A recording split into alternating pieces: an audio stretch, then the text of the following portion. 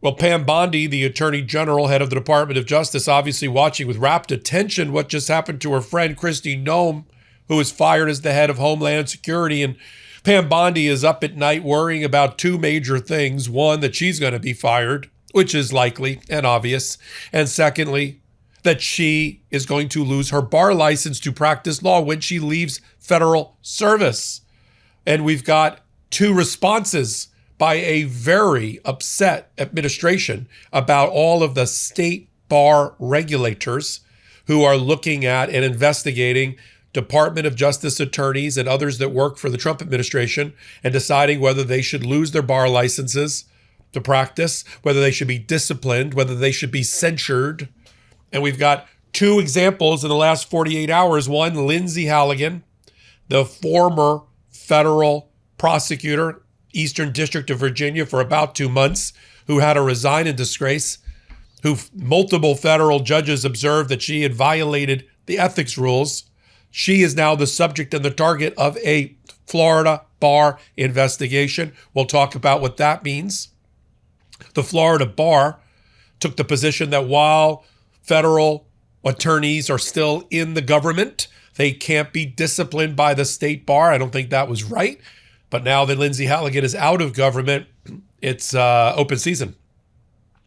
Pam Bondi, Donald Trump, has always been worried about the law licenses of Donald Trump's lawyers. The Department of Justice is nothing more than his private law firm. Most of the lawyers in the Department of Justice senior leadership are his former private lawyers. And look what happened to the first round of private lawyers that worked for Donald Trump. Many of them censured, sanctioned, disciplined, had their bar licenses taken away, indicted and or convicted, or fined by federal judges. I'm talking about Ken Chesborough, Sidney Powell, Jenna Ellis, right? I'm talking about John Eastman and Alina Habba in her own way. And of course, the people that are in the government now that are being forced to take unethical positions, to be defiant of federal judges, to violate ethical rules, are worried that by following the orders of Pam Bondi, they themselves will be subject to discipline and maybe lose their bar licenses, and they should be. I'm a member of a bar in 2 states. I'm a member of multiple federal bars. I'm a member of the Florida bar, the way that Pam Bondi is. And then you've got the lawyers who are worried about bar licenses that they have that will be subject to disciplinary proceedings as soon as they step out of the administration. And so Pam Bondi did a second thing in the last 48 hours. She has published in the Federal Register a proposed new rule. New rules, everybody. The Department of Justice and its Office of Ethics will regulate itself, will investigate itself, will stop state bars from doing their own investigation as to the lawyers that they regulate. And those bars will have to sit on the sidelines until the Department of Justice is done investigating and or regulating and or disciplining its own lawyers. Who's going to discipline Pam Bondi? Who's going to investigate her? The Department of Justice? Talk about an ethical conflict. The creation of the rule is an ethical conflict. By the way, you're on the MeidasTouch Network. I'm back. I was on holiday with my family, but I am back. I'm Michael Popak. Thanks for being here. Hit the free subscribe button over on Legal AF YouTube as well.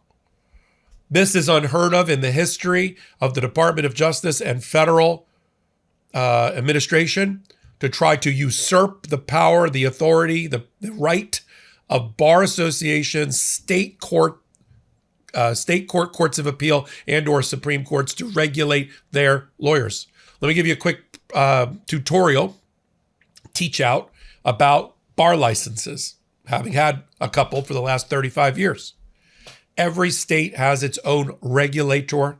You need to be a member of at least one bar of one state in order to get admitted separately into the federal bar to be able to practice in federal court. When you pass the bar and you're admitted into the bar, two different things. You pass the bar by taking a test. You're admitted into the bar by having background check and being found to have the right character and fitness to practice law. You get references. They do full background check, proctologist style, if you know what I mean. And then they admit you. You get sworn in. You take an oath. Now, that ticket allows you to practice in that state, not in the federal courts of that state, in the state court. You then have to take a separate test or a different admission procedure to become a federal bar practitioner. Okay?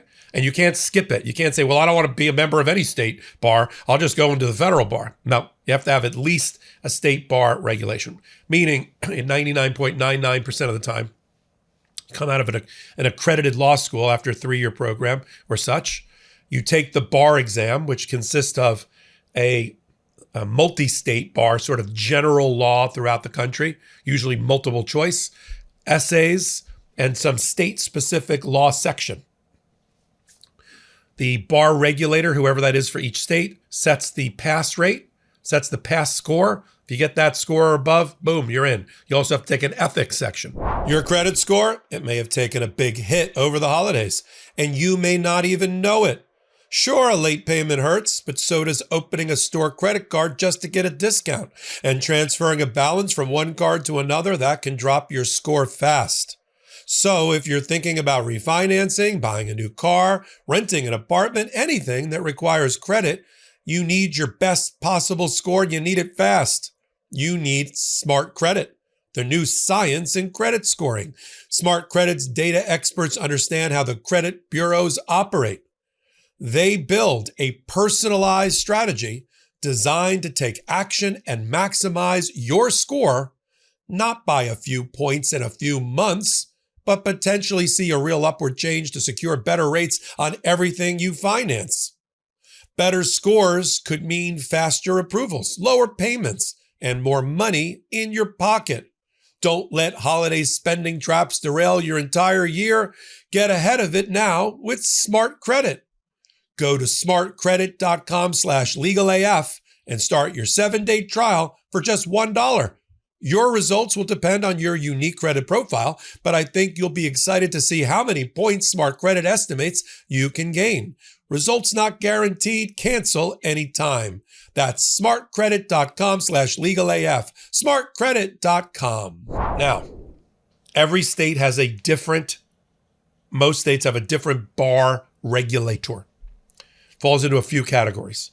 There's either a state bar, integrated bar, like Florida. Florida's regulator is the Florida Bar. Okay? Sits in Tallahassee.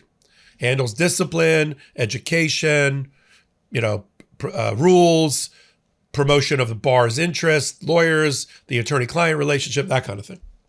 That's in Florida. In New York, you are regulated by the appellate division under the highest court of New York that you were admitted into. So I'm a member of the First Appellate Division.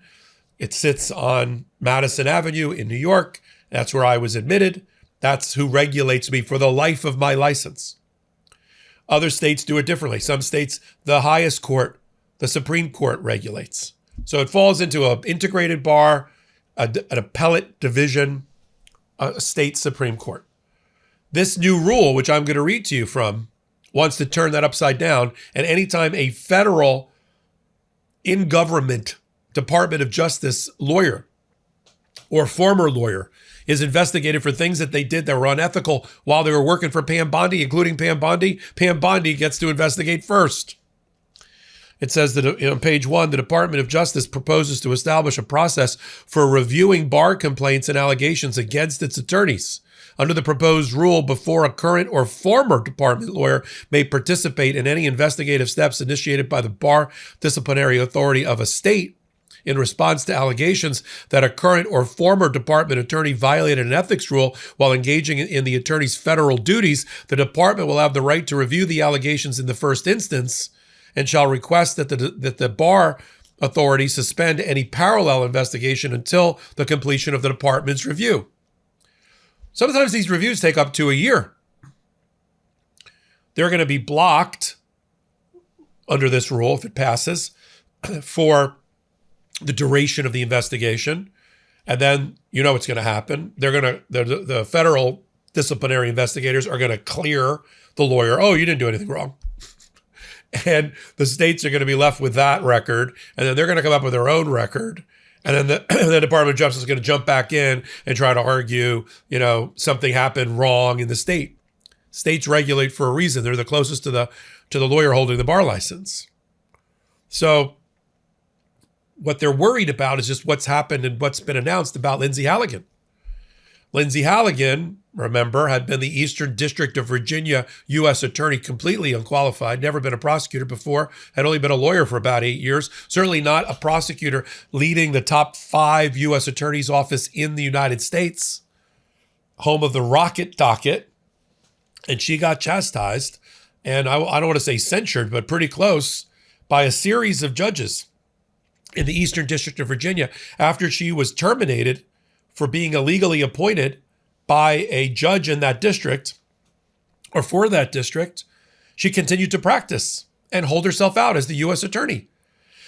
And so there were a number of judges, including Judge Novak and Judge Fitzgerald, who said, why are you holding yourself out as a U.S. attorney when you've been fired from that job? They actually said impersonating it, and they had a list of ethical rules that she could have violated by doing so. She eventually resigned in disgrace and left the government. That opened the door for the Florida bar. They had already had complaints against her, but they had taken the position a year ago in Pam Bondi's case that while any lawyer was still in the federal service, they were not going to do their investigation. Sort of opened the door for this rule. Well, she's out of government now. So now, of course, Pam Bondi stepped forward and said, I got a new rule. New rules, everybody. Nothing like having the wolf investigate the chicken house. So we're going to continue to follow it, but this shows how desperate Pam Bondi is. I mean, there's a lot of weird stories coming out about the Department of Justice. Donald Trump's got a close friend that he went to military academy with for high school, Peter Ticketon, who represents a lot of Jan 6ers and election deniers and all that. And he went on a podcast recently and attacked just viciously Todd Blanche, the number 2 in the Department of Justice. Says he can't be trusted, that he's undermining Pam Bondi.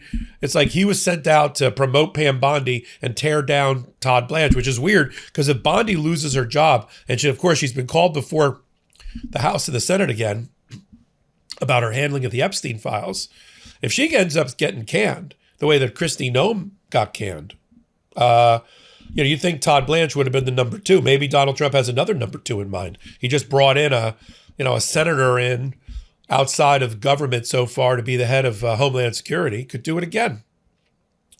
Donald Trump does have a habit of keeping his administration on its toes by being erratic, if you know what I mean. So I'm Michael Popok. I'm glad you're here. We're going to cover all this because public pressure and public outrage, and as we channel it and focus it through MeidasTouch and Legal AF, works against the Trump administration. That's why he folds frequently. Maybe not on every matter, maybe not as frequently as we'd like or as quickly as we'd like, but it does work. Kristi Noem found out that she could be incompetent. Dozens and dozens of people could die, and many of them Americans, because of her malfeasance. But the thing that will tick off Donald Trump faster than anything else is if you waste money or look like you're lining your own pocket instead of the Trump family pocket with money. Kristi Noem came down because of an ad campaign that she authorized for a couple $100 million, some part of the money of which went into the pocket of somebody close to her. And Trump was like, well, that's it, she's gone. All the other things, the dead Americans, Trump had no interest in. But steal money from Trump or make it look like you're stealing money from Trump, you're doing a scheme that he's not in on, you're out.